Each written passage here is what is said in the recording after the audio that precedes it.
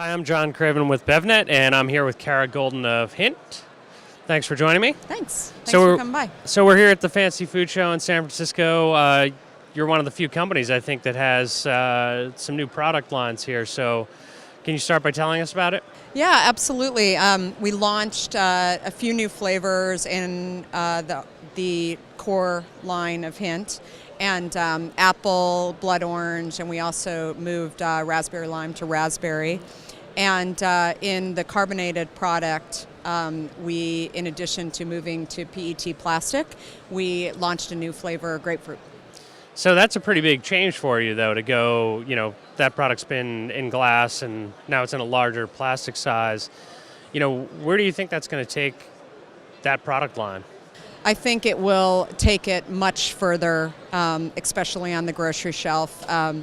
The biggest challenge that we had in terms of placement on the shelf was being in glass, where many of the grocery buyers wanted to merchandise it with soda, where a number of our consumers really felt like it should be in water, and that's where they were looking for it. So we're excited about putting it into PET plastic because I think that just makes more sense for the water section. And you've got this great tagline that you're kind of rolling out here for it, which is the unsoda. I see that's trademarked now. How does that help kind of identify like the positioning of Fizz? I mean, it's not a soda, which you said it had been with the soda. It's not really a water either. I mean, can you describe it? Sure. We're finding that a number of our consumers are moving away from soda, and clearly in anything that you read today or hear on TV, I mean, consumers are moving away from soda, and soda sales are way down, and they're moving away from soda, but in many cases they still need the carbonation. Sure. So that's really what Hint Fizz is for many of these consumers, and they're totally satisfied and realize it is kind of giving them what they felt they needed in a soda without the sweet. Mm-hmm. And I guess in terms of the positioning of these bottles, though, I mean, calling it an unsoda, is this something that we want showing up next to, say, like sparkling ice or a flavored seltzer? Where exactly does Hint Fizz in a plastic bottle kind of fit in that spectrum? Well, I think that it's very confusing because especially when consumers are looking for our product on the shelf and it's not sweet, we shouldn't be merchandised with those sweet products. Sure. We should be merchandised with other water products. And because that consumer is really moving away from sweet. So regardless of it's sweetened with sugar or stevia or whatever it is, I mean, we're really a product that is about moving people and helping people to drink more water, and that's where Hint should be merchandised. And what about the price point for it in a plastic bottle? I mean, I assume that's probably cheaper to make and transport and all that than a glass bottle now. So slightly less, but not significantly more on the transportation side of things. But on the we use real fruit essences as part of our product, so we're not using, flavor houses. Sure. Or so that's really the key difference, which is still, not cheap. Sure. So it's not going to be 99 cents, yeah, it's right? not going to be a 99-cent product. It's still a premium product. And as far as the rollout of that goes, how soon are we going to see it and where?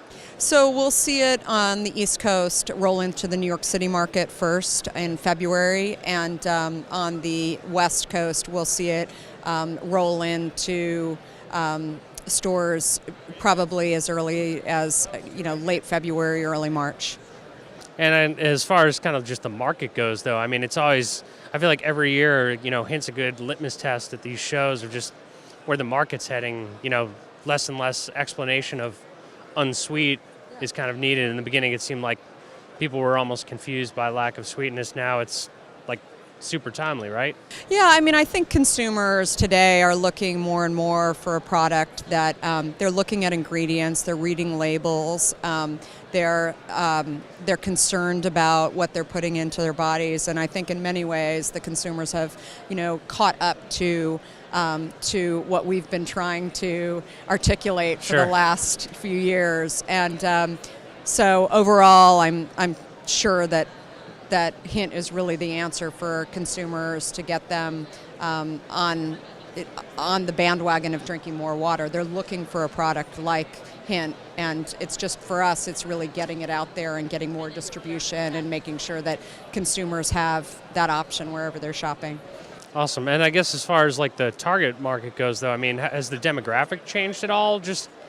So our demographic market overall is widening. Millennials are still, and female millennials are really a core customer of ours. So it's, many of those millennial consumers are looking for multiple places to find our product. So, on the one hand, they shop at Whole Foods. On the other hand, they shop at Target.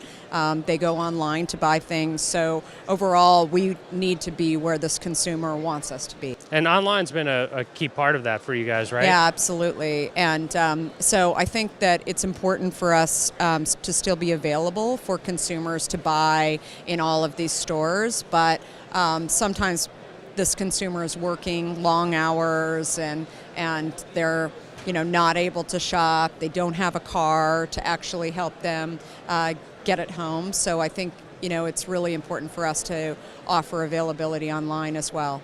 And that's something that seems sometimes overlooked. Exactly what you said. Totally. Availability is pretty key, right? Totally. So, and I think also, many of these consumers with better diagnostic tools, they're finding out that, they have sort of life changes that they're going through, whether they, a short-term life change like pregnancy, for example, where they want to cut out sweeteners, or longer stage like diabetes or weight loss or obesity issues or Crohn's disease, and they're hearing about our product through different interest groups online that are helping them sort of to live this new lifestyle, and yet they're not necessarily going to go into a store and ask the guy behind the counter, is there a good product for me if I have diabetes, because unfortunately that store clerk doesn't exactly know what products are great for diabetes. So